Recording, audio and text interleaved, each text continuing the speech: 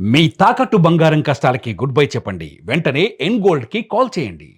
Janasena MP Lingamaneni Ramesh కొడుకు సంజూష్ కేసులో ఇంకా విచారణ కొనసాగుతూనే ఉంది. మాదాపూర్ ఇనార్బిట్ మాల్ దగ్గర ర్యాష్ డ్రైవింగ్ కారణంగా కారుతో యువతిని ఢీకొట్టి లింగమనేని కొడుకు ప్రమాదంలో అక్కడికక్కడే భారతి మృతికి కారణమయ్యారు. ఇక ప్రమాదం జరిగిన వెంటనే ఎంపీ కుమారుడిని అదుపులోకి తీసుకున్నారు పోలీసులు. డ్రంక్ అండ్ డ్రైవ్ టెస్టులు చేశారు పోలీసులు. అయితే ఇవాళ విచారణకు హాజరు కావాలంటూ కూడా సంజూష్ కు ఆదేశాలు జారీ చేయడం జరిగింది. హైదరాబాద్ లోని మాదాపూర్ లో జరిగినటువంటి ఒక రోడ్డు ప్రమాదం ఇప్పుడు రాజకీయంగాను సామాజికంగాను తీవ్ర చర్చనీయాంశంగా మారుతుంది. ఇనార్బిట్ మాల్ సమీపంలో రోడ్డు దాటుతున్నటువంటి 26 ఏళ్ల భారతీ ముఖిని అనేటువంటి ఓ మహిళను మార్టిన్ కారు అత్యంత వేగంగా వచ్చి ఢీకొట్టడం, ఆమె ప్రాణాలు అక్కడికక్కడే కోల్పోవడానికి ఒక ప్రధానమైనటువంటి కారణంగా నిలిచింది. ఈ ప్రమాదానికి సంబంధించి జనసేన రాజ్యసభ సభ్యుడు లింగమనేని రమేష్ కుమారుడు లింగమనేని సంజూష్ పైన మాదాపూర్ పోలీసులు కేసు నమోదు చేశారు. పోలీసులు ప్రధానంగా వెల్లడించినటువంటి ప్రాథమిక వివరాలు ఒకసారి మనం గమనిస్తే, ఆగస్టు 16న మధ్యాహ్నం 3 గంటల ప్రాంతంలో ఈ ప్రమాదం జరిగింది. ఇనార్బిట్ మాల్లో లైఫ్ స్టైల్ స్టోర్ లో పనిచేస్తున్నటువంటి భారతీ ముఖి అనేటువంటి మహిళ తన సహ ఉద్యోగులతో కలిసి పూజా అశోక్ అలోన్లో కలిసి లంచ్ కోసం ఐటీసీ కోహినూర్ ప్రాంతానికి వెళ్లారు. భోజనం ముగించుకొని తిరిగి మాల్ వైపు వస్తుండగా రోడ్డు దాటేటువంటి సమయంలో ఈ ప్రమాదం జరిగినట్లుగా పోలీసులు నిర్ధారించారు. అప్పటికే రోడ్డు పైన వస్తున్నటువంటి మార్టిన్ కారు భారతిని అత్యంత బలంగా ఢీకొట్టింది. ప్రమాదంలో తీవ్రంగా గాయపడినటువంటి ఆమెను అదే కారులో అపోలో హాస్పిటల్ కి తరలించినప్పటికీ ప్రాణాలు నిలవలేదు. ఈ ఘటనపైన భారతి పనిచేస్తున్నటువంటి సంస్థకు చెందిన మేనేజర్ పోలీసులకు ఫిర్యాదు చేసినట్లుగా సమాచారం. అయితే ప్రమాదానికి కారణమైనటువంటి కారును లింగమనేని సంజూష్ నడుపుతున్నట్లుగా పోలీసులు గుర్తించారు. ఇక కారు రిజిస్ట్రేషన్ నెంబర్ ను కూడా పోలీసులు వెల్లడించారు. ప్రధానంగా TG09G0666 గా ప్రధానంగా పోలీసుల యొక్క కథనాలు పేర్కొనడం జరిగింది. అయితే ఈ కేసులో భారతీయ న్యాయ సంహితలో ఉన్నటువంటి సెక్షన్ 106 క్లాస్ 1 కింద కూడా కేసు నమోదు చేశారు. అయితే ఈ ఘటనలో మరో కీలకమైనటువంటి అంశం, కేసు నమోదైన తర్వాత సంజూష్ ను అరెస్టు చేయకపోవడం పైన సోషల్ మీడియాలో పెద్ద చర్చ జరిగింది. మాదాపూర్ ఏసీపీ తెలిపినటువంటి వివరాల ప్రకారం నమోదైనటువంటి నేరం బెయిలబుల్ కావడంతో నోటీసులు ఇచ్చినట్లుగా వార్తా కథనాలు కూడా పేర్కొంటున్నాయి. తాజాగా సంజూష్ విచారణ కొనసాగుతున్నట్లుగా తెలుస్తున్నాయి. ఇక ఇదే అంశంపై మరింత సమాచారం మా ప్రతినిధి వెంకట్ అందిస్తారు. వెంకట్ చెప్పండి, సంజూష్ విచారణ కొనసాగుతుంది. డ్రంక్ అండ్ డ్రైవ్ కేసుకు సంబంధించి ఒక యువతి ప్రాణాలు కోల్పోవడానికి కారణమైనటువంటి ఈ ఘటన పూర్తి అప్డేట్స్ ఏంటి?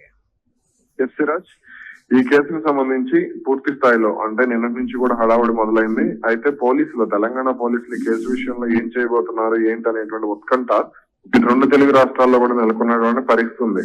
అయితే ఈ కేసుకు సంబంధించి అక్కడ లింగమనేని రమేష్ కుమారుడు అంటే వాళ్ళ వర్గం చెప్తున్న దాని ప్రకారం మేము ఎక్కడా కూడా సాక్ష్యాలను తారుమారు చేయలేదనేటువంటి చెప్తున్నారు. అయితే ఇది డ్రంక్ అండ్ డ్రైవ్ అని వస్తున్నటువంటి ఆరోపణలు కరెక్ట్ కాదనేటువంటిది వాళ్ళ మాట. ఇప్పటికే మేము పోలీసులకు రక్త నమూనాలకు సంబంధించి కానీ అదే విధంగా ఈ డ్రంక్ అండ్ డ్రైవ్ టెస్ట్ కి సంబంధించి కానీ పూర్తి స్థాయిలో సహకరించామని చెప్తున్నారు. అయితే దీనికి సంబంధించి ఇంకా పోలీసుల నుంచి ఎటువంటి అధికారిక ప్రకటన రాకపోవడమే కొంత ఉత్కంఠ రేపుతున్నటువంటి అంశంగా మనం చూసుకోవచ్చు. అయితే ఈ కేసులో అతన్ని అదుపులోకి తీసుకునేటువంటి అంశానికి సంబంధించి కొంత అంటే ఇది బెయిలబుల్ కేసు కావడంతో కొంత అతను ప్రస్తుతానికి అయితే బయట ఉన్నట్లుగా మనకు తెలుస్తోంది. ఏది ఎలా ఉన్నప్పటికీ కూడా ఈ కేసు విషయంలో అతను అంటే అటు లింగమనేని రమేష్ విధాలుగా ప్రయత్నం చేసినప్పటికీ కూడా అటు తెలంగాణ ప్రభుత్వం నుంచి సానుకూలమైనటువంటి స్పందన రాలేదు అనేటువంటి వ్యాఖ్యలు కూడా వినపడుతున్నాయి.